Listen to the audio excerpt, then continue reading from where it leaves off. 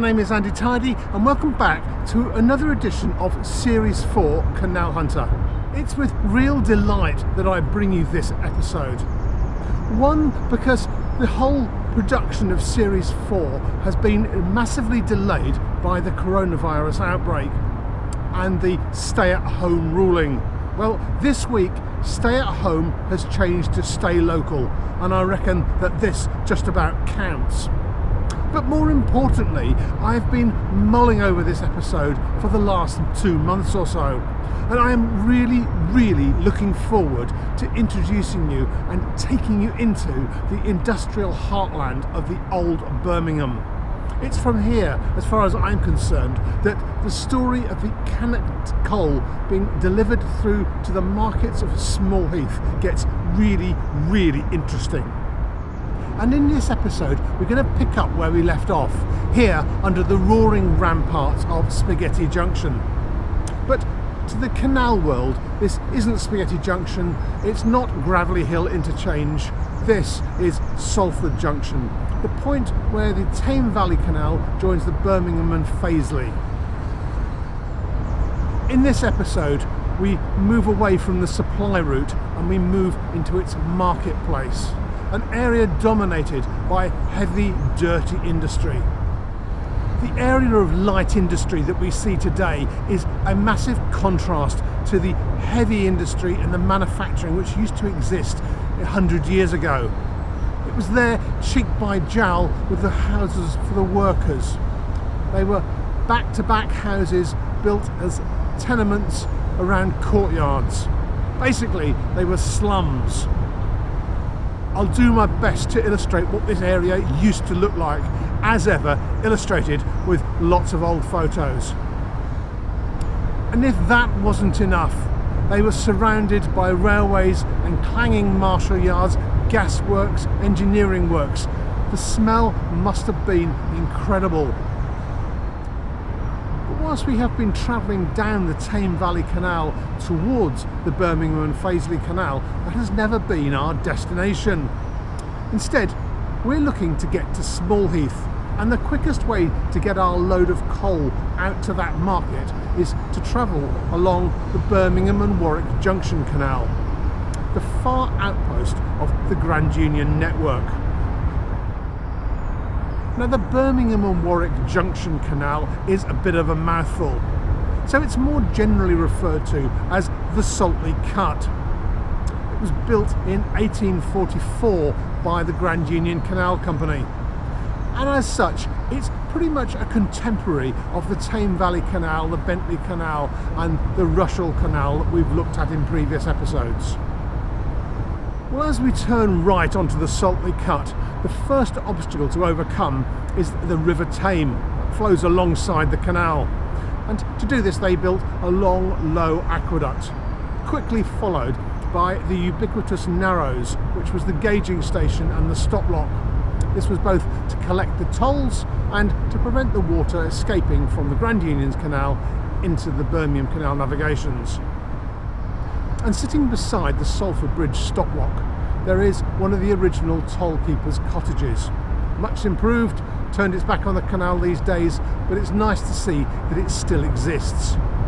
Anyhow, that's enough of looking forwards. I think we need to get on the bike and get moving up the towpath, see what we can find.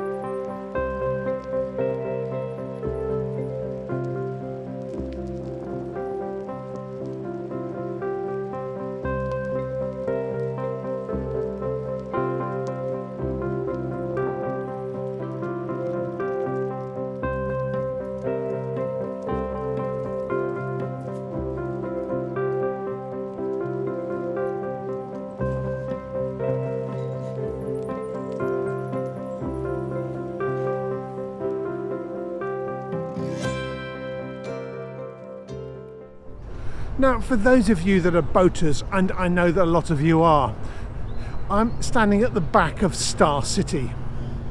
Star City represents one of the few really safe moorings down here at the bottom end near Spaghetti Junction.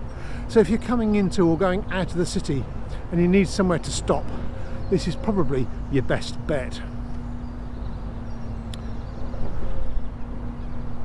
Now, as with anything to do with the Birmingham canals, nothing is ever quite the way it seems. Star City has something of a fragrant past, shall we put it. It sits on the site of the massive filter beds that used to operate for the original Birmingham sewage works.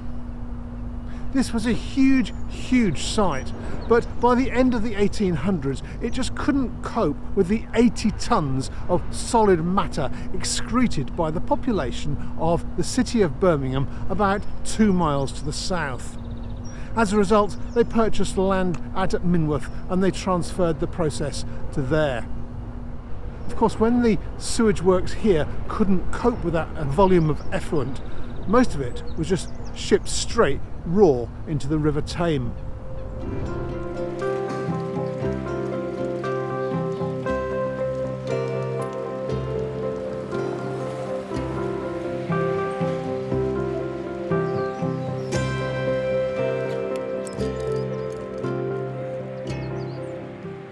As we come under Cuckoo Bridge, I thought it was worthwhile making a small detour to the west, because this is the start of the industrial area that we're entering.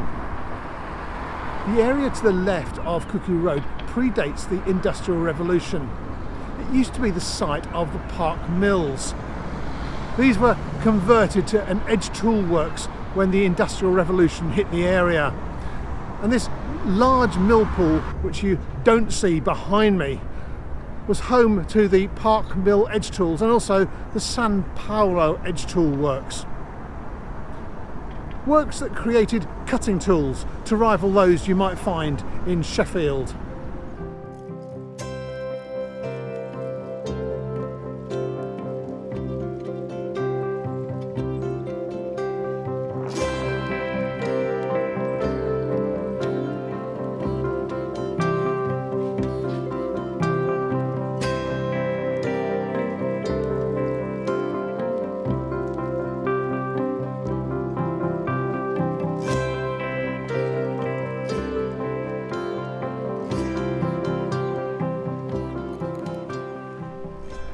These days, this end of the Saltley Cut seems pretty quiet, fairly even tranquil for city centre location.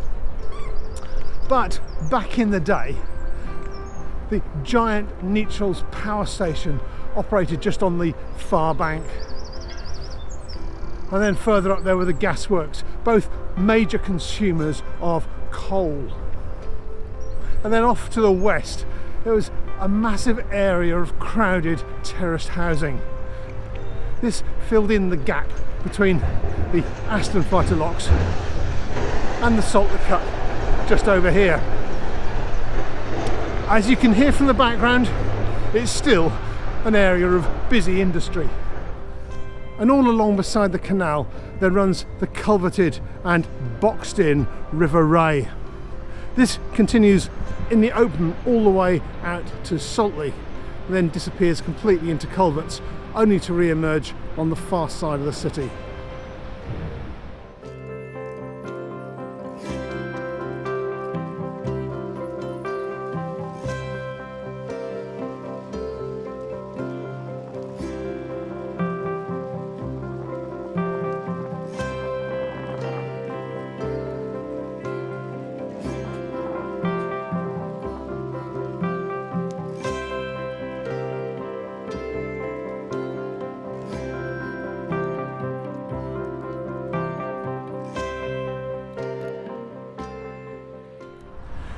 The area in the far distance used to be the site of the Saltley Carriage Works, and then coming just slightly upstream you find there's the second aqueduct on this Saltley Cut.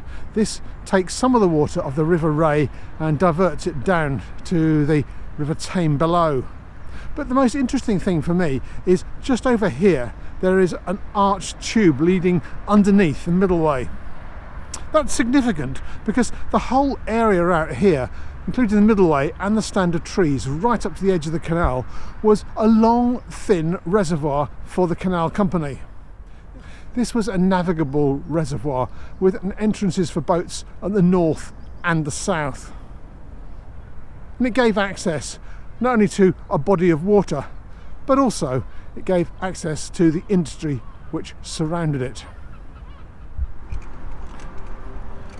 And the area off to the west of the canal, which is still heavily industrialised, used to be chemical works, electroplating works, and then as you move up to the next bridge along the canal, it marked the start of a transition into the massive gasworks which powered this embryonic industrial city.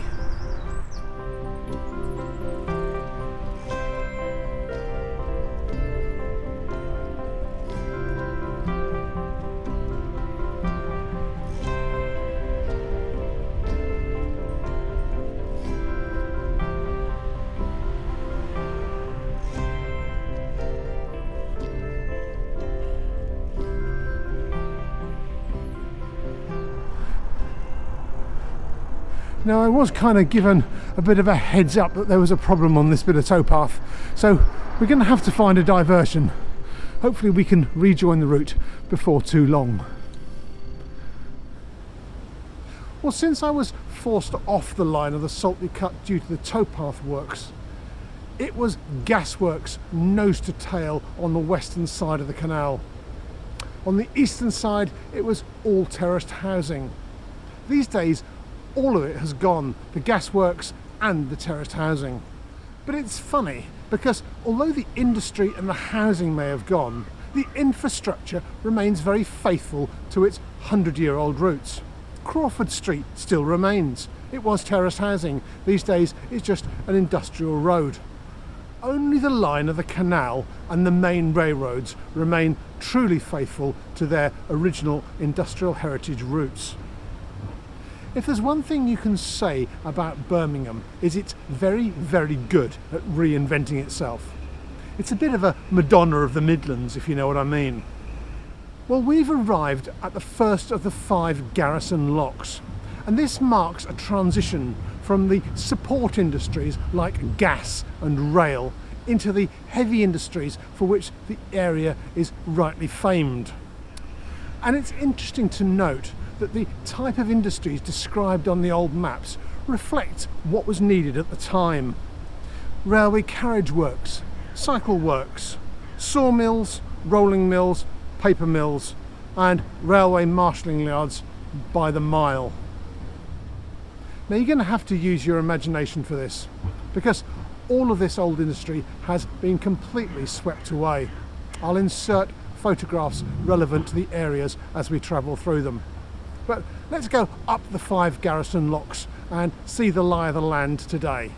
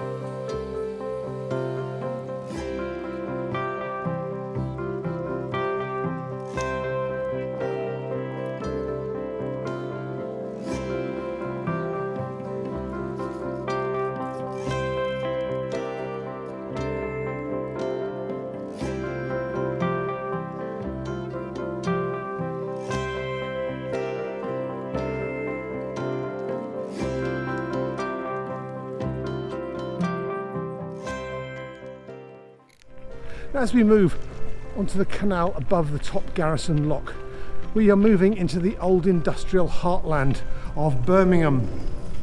Factories making bedsteads, tube works, zinc works, electroplating works, they abounded down beside the canal.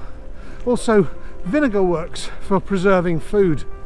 And you could be forgiven for thinking that every square inch of land around here would be allocated to factories. But that wasn't the case. Off to the left of here, an area which is now very much redeveloped, is part of an old clay works and brickworks, because Birmingham was a city on the move. Not only was it moving with the railway, it was also growing at an exponential rate, and that meant they needed bricks. These days the old clay pit has been re-landscaped, repurposed, partly for housing, partly for recreation. Now you may be thinking, Garrison, that seems vaguely familiar. Well, yes, if you think about the Peaky Blinders, they owned the Garrison pub, entirely fictional, but nonetheless it takes its name from this area. And the series, although it has some geographic oddities about it, does depict what this place used to be like. It was an area renowned for the Birmingham slogging gangs, vicious gangs who ruled the area from Saltley through here to Nechells and out to Aston. Fortunately, there's not much of that around anymore. And now, almost surprisingly, we find ourselves in the incredibly secluded Bordesley Junction. This is where the Saltley Cut meets the Birmingham and Warwick Canal, a canal which later became part of the Grand Union Empire.